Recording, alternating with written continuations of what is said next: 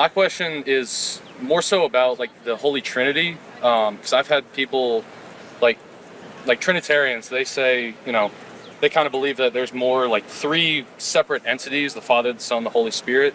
Can you just elaborate on that? Like, is Jesus the Holy Spirit? Like, why is Jesus being called the Everlasting Father? And just all that stuff. The Trinity, one God, three persons, is beyond my rational comprehension. Why? I think in terms of 1 and 1, 2 and 2, 3 and 3. I do not think in terms of 3 and 1. And yet that's exactly what Jesus in the Bible insists about God's identity. One God, Jesus repeats the Shema of Israel. Hear, O Israel, the Lord our God is one. Strict monotheism.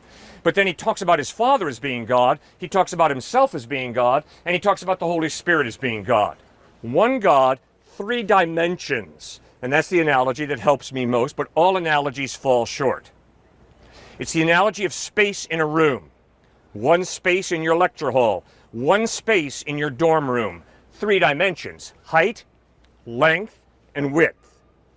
You take one of those dimensions away, and you no longer have space. You take the height of the room out, and the ceiling hits the floor, baby, and you're a pancake, and so am I. All right? So, one space made up of three dimensions: height, length, and width. Obviously, there are tons of problems with that analogy, but it helps me most to understand it's not irrational to think there is one God with three dimensions: height, length, and width. Stuart? The word in Greek is asousia, so it's same substance, different persons. Now, it makes a lot of sense in my own personal life and what I observe in our world, that 3 in 1 versus there's just one Allah, one Buddha, one Confucius. If there is just one, how are we born out of love, seek love more than anything, and eternally have love in physical relationships?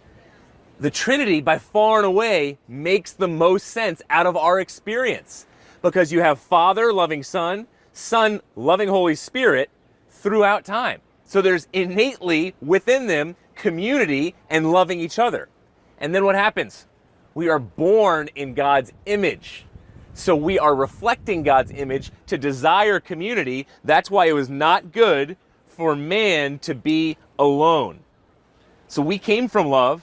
We desire love more than anything. Psychologists say that. That's number one. That's the number one motive. Number one desire for every single person here, even if they don't like people. Number two desire is we want time to last forever. We feel like time is too short here. And then the third is fear of death. You give me a worldview that answers those three desires that every single person is ultimately driven by, and I will be blown away. I haven't seen it. And we've studied worldviews and religions basically our entire lives. He forced me to, it was strong-armed. No, he gave me space to do that and yet encouraged me.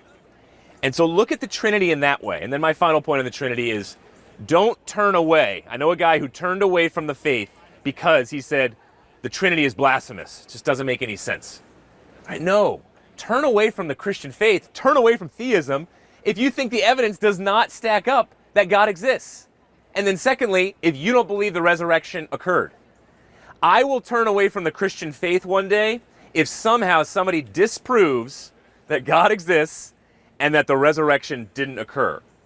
For anybody to walk away from the Christian faith because they think God is a moral monster in the Old Testament, because they think that God is anti-gay, or that they think because there's some type of contradiction in their mind of the Trinity, that is ridiculous.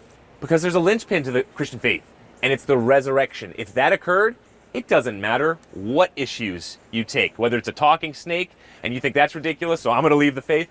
It doesn't matter. The resurrection ultimately occurred. Then we can work through, is this literal? Is this metaphorical? Why would God act in this way? But it has to be based off of, does God exist? And did the resurrection occur?